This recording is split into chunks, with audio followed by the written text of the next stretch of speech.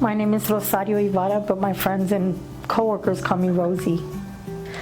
Well, I came to visit workforce here in the city of Seguin to apply for TANF because of a recent separation.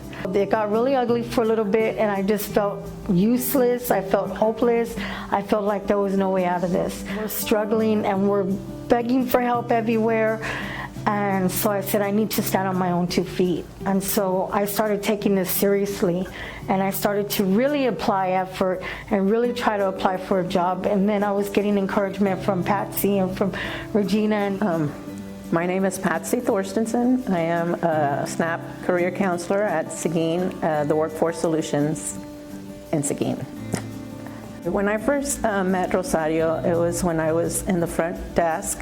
I was customer service, and she was working with Regina at the time. And I was a little bit reluctant because I didn't really want to go back into the workforce.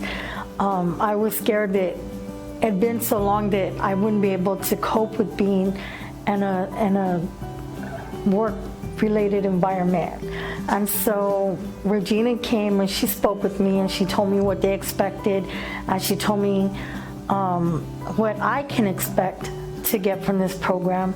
Patsy was the one that would call me and she'd send me emails and she would let me know what was going on. It's been a big blessing, a big blessing, because every month was a struggle. I was in an 11-year relationship and he was abusive, he was a drug addict, so he worked sometimes, didn't work sometimes.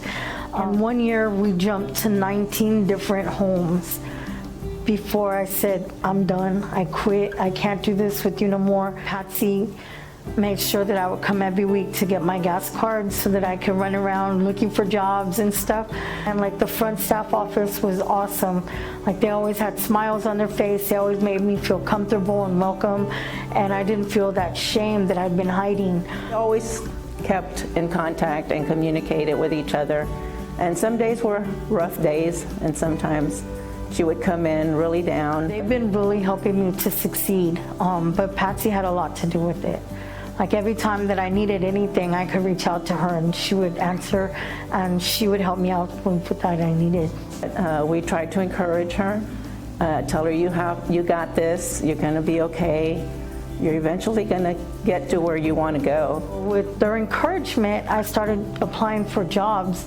Well, and one of those searches, I came upon my dream job.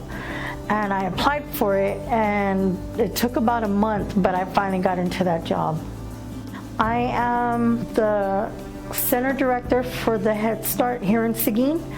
They have 2 locations, one's in New Braunfels and one's here. So I think I'm in a great position to help people because that's just my heart, is to help other people.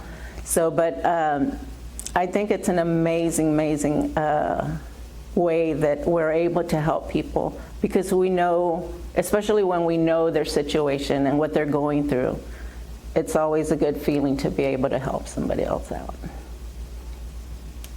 especially when they're down. Just to know that all my struggle was finally over, that my fight was finally over. I was no longer a battered woman. I was no longer a homeless woman.